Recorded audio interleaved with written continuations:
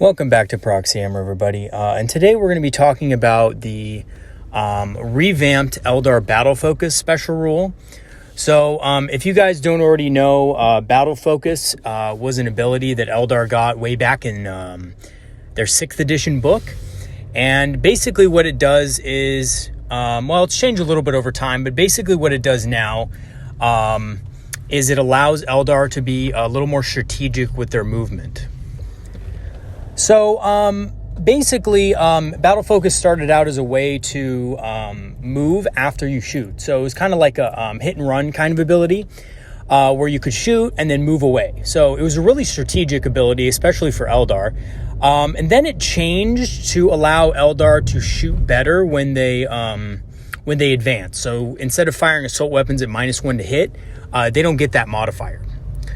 So here's the new special rule. So essentially, this new rule basically combines both, which makes it really awesome. So on one hand, you're getting, when you advance and shoot afterward, you don't have to worry about the negative modifier to hit with assault weapons and pistols.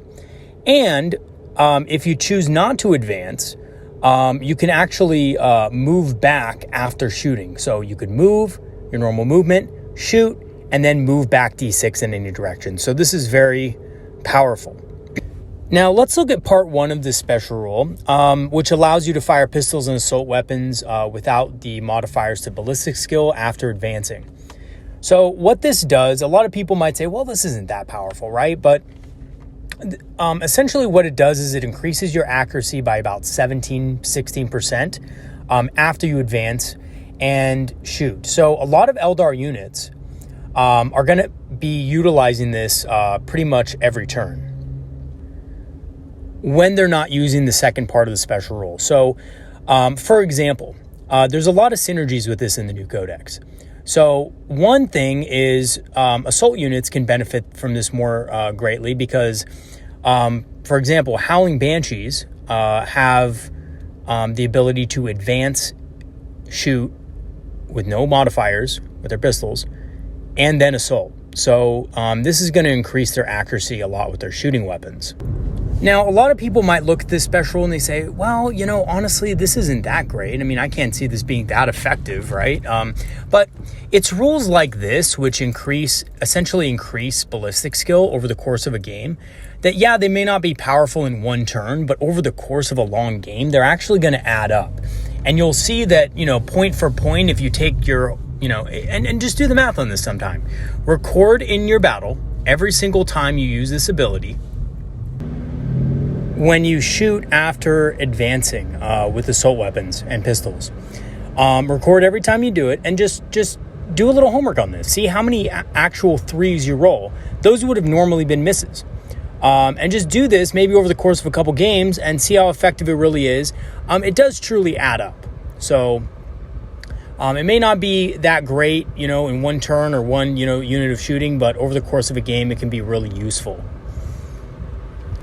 So the second part of the rule, I think, is the rule that, people are most excited for. And that's the return of the good old Battle Focus that we all know that we got at the beginning of 6th edition when we got our new codex after however many years we had a 4th edition book.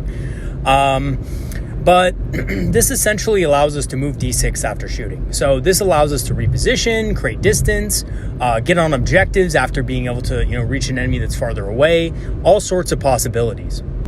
And what I really like about this special rule is this is going to incentivize a lot of different units. For example, last edition warp spiders weren't, all that effective. A lot of people didn't like taking them because they were just too expensive. Well, now, with Battle Focus, it kind of justifies the cost of taking something like a warp spider or taking something that can utilize hit and run really well. So I can really see this making a big impact on the game overall for Eldar. And what I really like about this ability is its usefulness in terrain. So basically, this also allows a lot of the new, cooler units that Eldar have, like Rangers and stuff like that, to hop in and out of terrain and be able to really be annoying to the enemy. So think about this.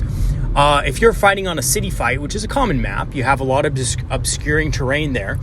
You could essentially use this to pop in and out of obscuring terrain. So what that means is that you can have a unit of Rangers essentially move into obscuring terrain, shoot at an enemy, and then use the battle focus move to hop on the other side of it and become basically impossible to shoot for the most part, except, of course, weapons that ignore line of sight. But this is going to protect a lot of the units that we have and make them even harder to kill. So there are a couple units that really benefit from battle focus, in my opinion, more than others. I think what you're going to see a lot of is you're going to see a lot of units like fire dragons benefiting greatly from battle focus. I think you're going to see units like warp spiders, units with a shorter weapon range, because think of it this way, right? In this edition, most units get a 7 or 6 inch movement in general. Some armies are slower. But the normal Space Marine, Imperial Guard, those kind of things, they're going to get movement 6, okay? So what that means is that to be able to charge you, if you're within 12 inches of a ranged weapon that you have, and you shoot at them, they only need a 6 to get into combat with you next turn. That's very easy, and Warp Spiders are not a good unit in close combat. Same thing with Fire Dragons. Even though they have some Exarch powers that make them better, they're just still not that good in combat. So battle focus makes it really hard for units on foot like that that have to walk to actually get into assault with you. So check this out, right?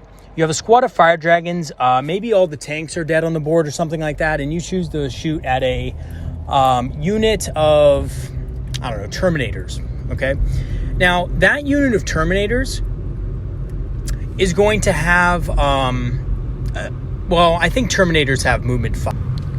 So that unit is going to be basically charging in, moving 5 inches and charging in and needing a 7, which is average. And to be honest with you, a lot of, stratagems and stuff like that have the ability to move again or reroll your charge distance, things like that.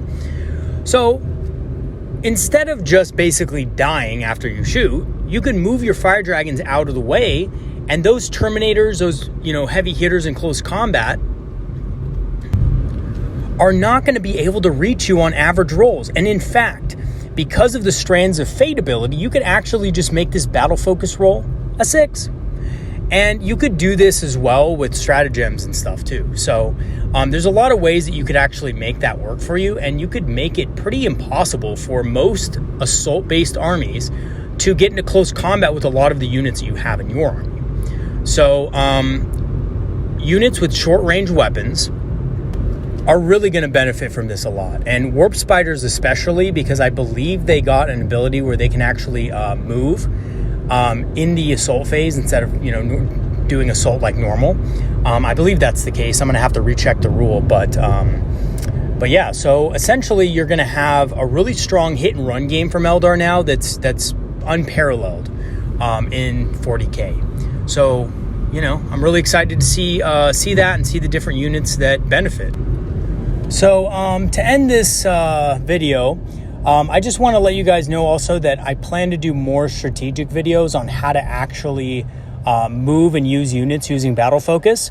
And I'm going to actually have to take, kind of a video on a actual table for this, or on some sort of, computer application or something like that. So more to come with that. There's going to be an advanced tactics video on battle focus as well. So stay tuned. And that's going to be it for today. I hope you guys learned something from this video. I know there's probably a lot of videos coming out there on the new Eldar Codex, but I'm hoping to get some, maybe a couple games in and share what I've learned with you guys. All right, more to come. I will see you guys next time. Thank you for watching.